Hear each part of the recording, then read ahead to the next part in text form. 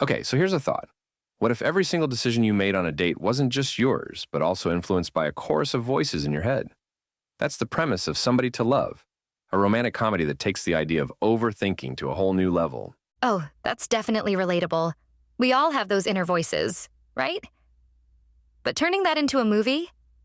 That's a bold move. How does it actually play out? Well, it's a mixed bag. The story centers on Pierro, a 40-year-old high school teacher with a young daughter and a divorce under his belt, and Lara, a 35-year-old furniture restorer who's just untangled herself from a messy relationship with a married man. It's their first date, and she's invited him over for dinner. He shows up with wine and condoms, so, the stakes are already high. That's quite the setup. And then you add in the Greek chorus. His 4 male friends and her 4 female friends, all in their heads, constantly chiming in. I can see how that could be funny, but also overwhelming.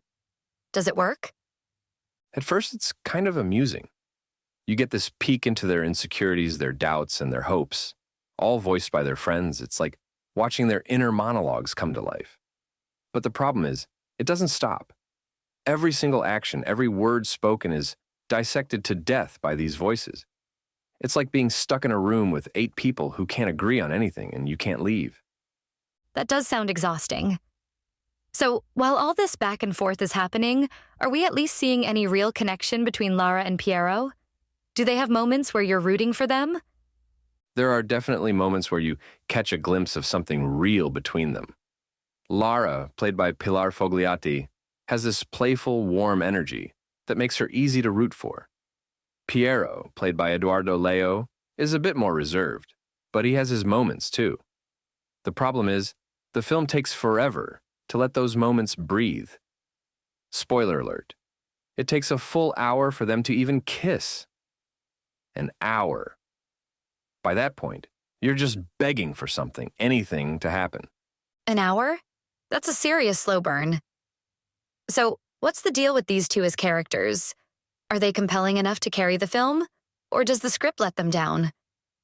Honestly, the script is the real issue here. The concept had potential, but it doesn't have enough substance to sustain a 97-minute runtime. The characters are fine.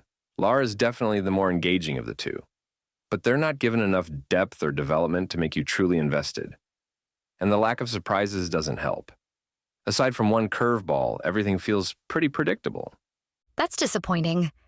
I mean, romantic comedies don't always need to reinvent the wheel, but they do need to keep you engaged. If you're just sitting there waiting for them to kiss or wondering if he's going to stay over, that's not exactly riveting storytelling. Exactly.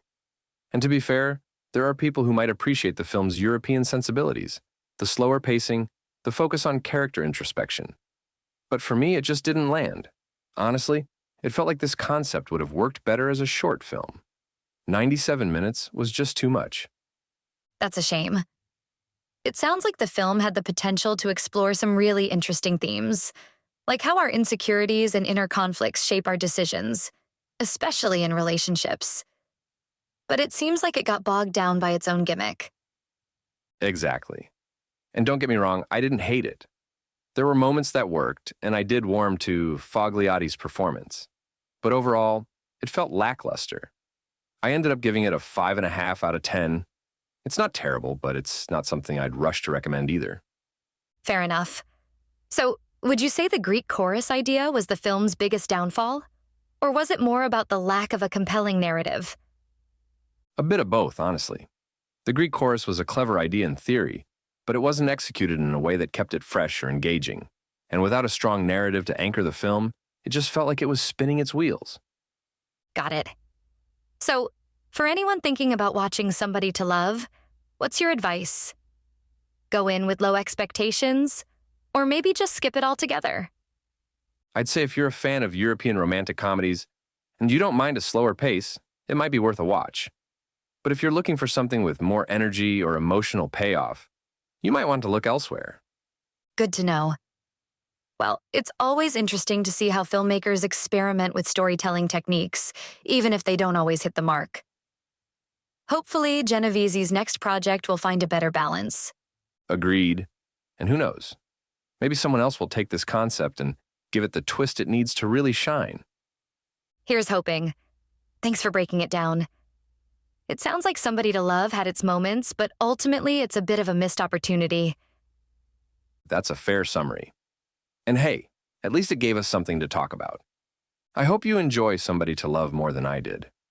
Rated M, it scores a 5.5 out of 10. You've been listening to Movies First. Available at Apple Podcasts, Spotify, iHeartRadio, or your favourite podcast player. You can also stream on demand at Bytes.com. This has been another quality podcast production from Bytes.com.